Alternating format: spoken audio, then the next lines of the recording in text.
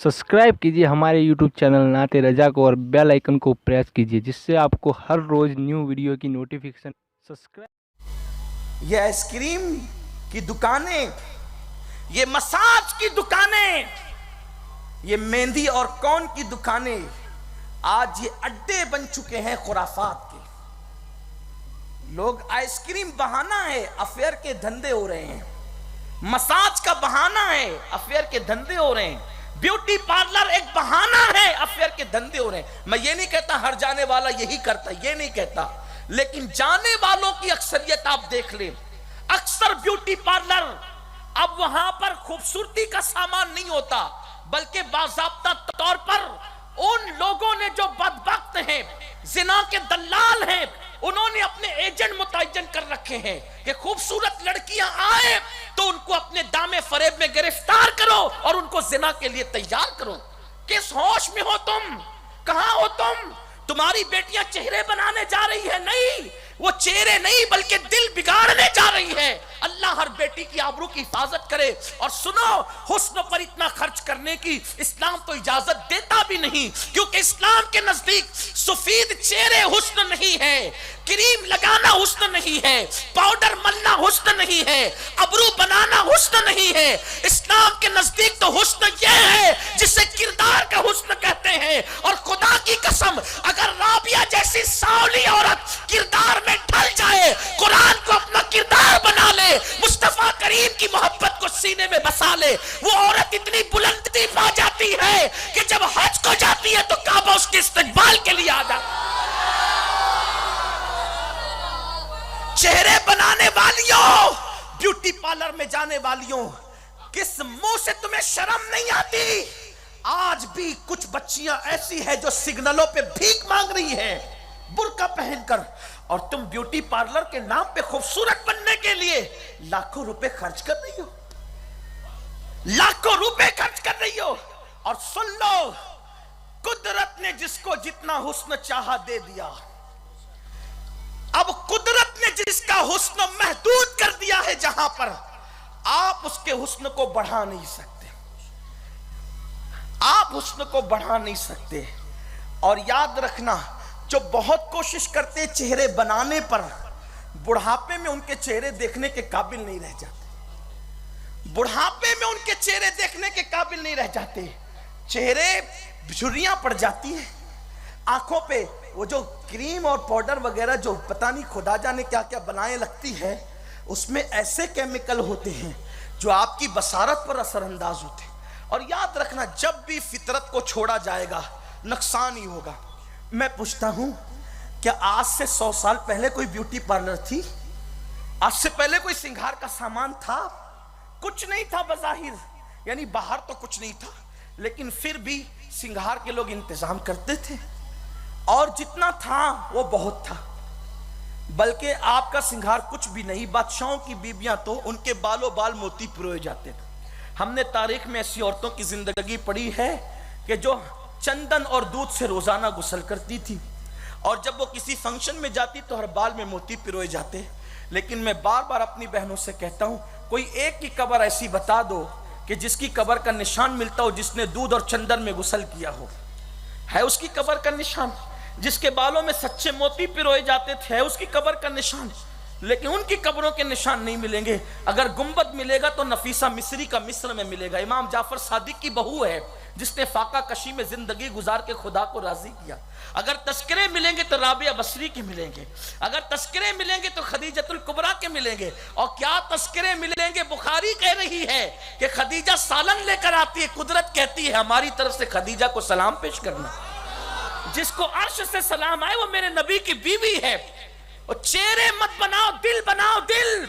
इसलिए कि जो चेहरे तुम बना रही हो हजारों रुपए खर्च करके, ये चेहरों को कब्र के कीड़े खाने वाले, कब्र के बिच्छू खाने वाले हैं, कब्र के सांप खाने वाले हैं। मेरी बहनों, नादानी मत करो, दुनिया की रंगरेलियों में न डूब जाओ।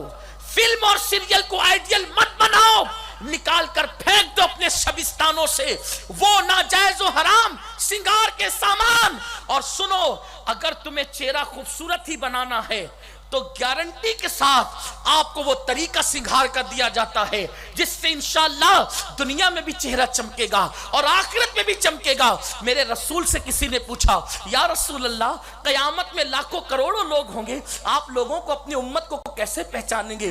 تو آقا نے فرمایا اگر کالے گھوڑوں میں سفید گھوڑے کھڑے کر دیے جائے تو اس کا مالک نہ پہچانے گا۔ عرض کی حضور مطلب کیا؟ آقا فرماتے ہیں جب پوری کائنات کے لوگ جمع ہوں گے تو میری امت کو میں پہچانوں گا اس طرح سے کہ ان کے چہرے 14ویں رات کے چاند کی طرح چمکتے ہوں گے۔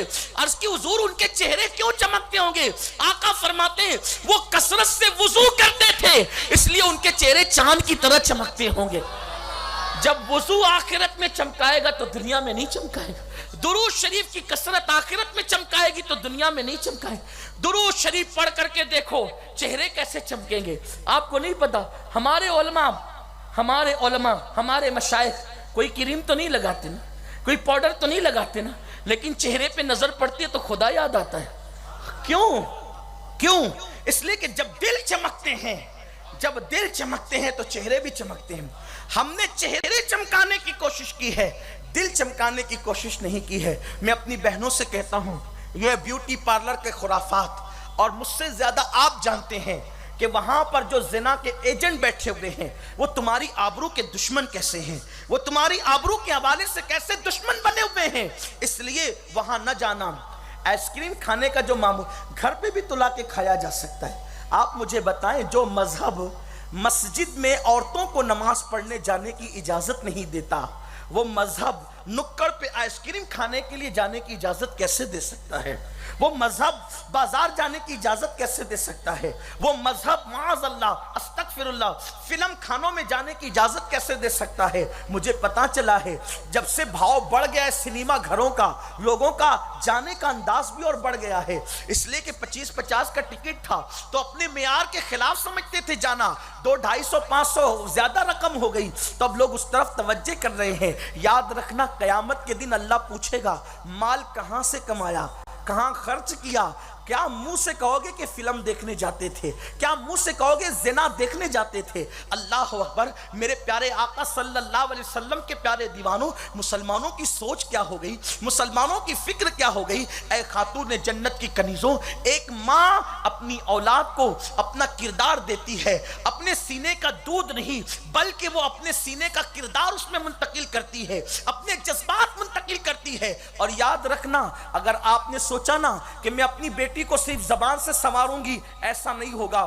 ماں کا کردار بیٹی دیکھتی ہے اور اسی کردار میں ڈھلتی ہے۔ ماں کے کردار کا عکس ہوتی ہے بیٹی، ماں کے کردار کا عکس ہوتی ہے بیٹی۔ آپ نہیں دیکھتے سیدہ فاطمہ الزہرا کی سخاوت بڑی مشہور ہے، لیکن جب میں نے کوشش کی کہ آخر سیدہ کو یہ سخاوت ملی کہاں سے، تو حدیث میں نے 2 چیزیں دیکھی۔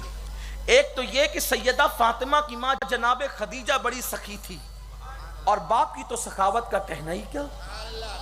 آسماں خان زمیں خان زمانہ مہمان، صاحب خانہ لقب کس کا ہے تیرا تیرا، کون دیتا ہے دینے کو منہ چاہیے، دینے والا ہے سچا ہمارا نبی۔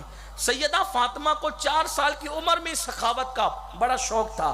کس سے سیکھا تھا؟ ماں سے سیکھا تھا، اپنے والد سے سیکھا تھا۔ بڑی مشہور سی وہ روایت بیان کی جاتی ہے۔ 4-5 سال کی عمر ہے، سیدہ خدیجہ بڑی مالدار تھی، اپنی چھوٹی بیٹی کے لیے زیورات خرید کے منگوائے اور حضور کو کہا اپنے ہاتھ سے پہنائے۔ قربان جائیں فاطمہ کی شہزادی کا نام ہے کہ فرشتے جس نبی کو سنوارتے ہوں، یعنی معراج کو لے جاتے ہوئے کوئی امامہ باندھ رہا ہے، کوئی نالین پیش کر رہا ہے، کوئی سواری پہ بٹھا رہا ہے، وہ رسول اپنے ہاتھ سے اپنی شہزادی کو سنوارتے ہیں زیورات پہنا کر۔ سونے کے زیورات، چاندی کے زیورات پہنا دیے گئے۔ بس سیدہ گھر سے باہر نکلی، 4-5 سال کی بچی تھی، اور واپس گھر میں آ گئی۔ جیسے واپس گھر میں آئی تو زیورات نہیں تھے۔ ماں نے پوچھا بیٹی کیا ہوئے زیورات؟ اس کی امی جان ایک غریب جا رہی تھی، میں نے سوچا زیورات پہن کر فائدہ کیا ہونا ہے، تو میں نے اتار کر سب اس غریب کی جھولی میں ڈال۔ ماں کا کردار یوں اثر انداز ہوتا ہے، باپ کا کردار اولاد پر یوں اثر انداز ہوتا ہے۔ یہ نہیں کہ آپ بخیلی کریں اور اولاد سخی ہو جائیں، آپ بد کرداری کریں اور اولاد کے اندر کردار پیدا ہو جائے، نہیں۔ تو میں اپنی ماں اور بہنوں سے کہوں گا چہرے بنانا چھوڑو۔ ہاں جتنا سنگھار کی اسلام نے اجازت دی ہے وضو کریں، غسل کریں، اچھے کپڑے پہنیں اور درود شریف کی کثرت کرنے سے تو چہرے چمکتے ہی ہے الحمدللہ۔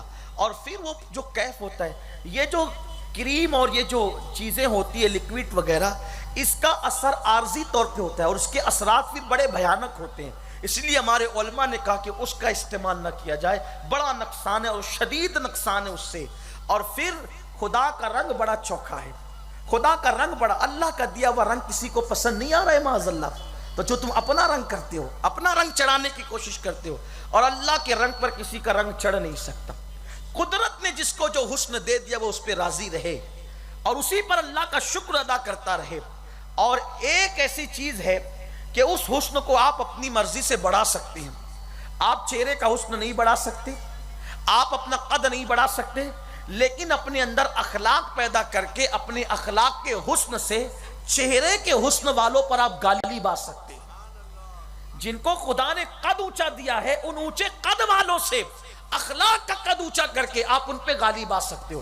ایسے لوگوں کو دیکھا گیا کہ چہرے میں خوبصورت نہیں تھے لیکن ہزاروں خوبصورتوں کی محفل میں اوپر بیٹھا کرتے تھے، کیوں؟ کیونکہ ان کے علم کا قد، ان کے اخلاق کا قد اتنا اونچا تھا کہ حسین چہرے والے ان کے قدموں میں بیٹھنے میں فخر محسوس کیا کرتے تھے۔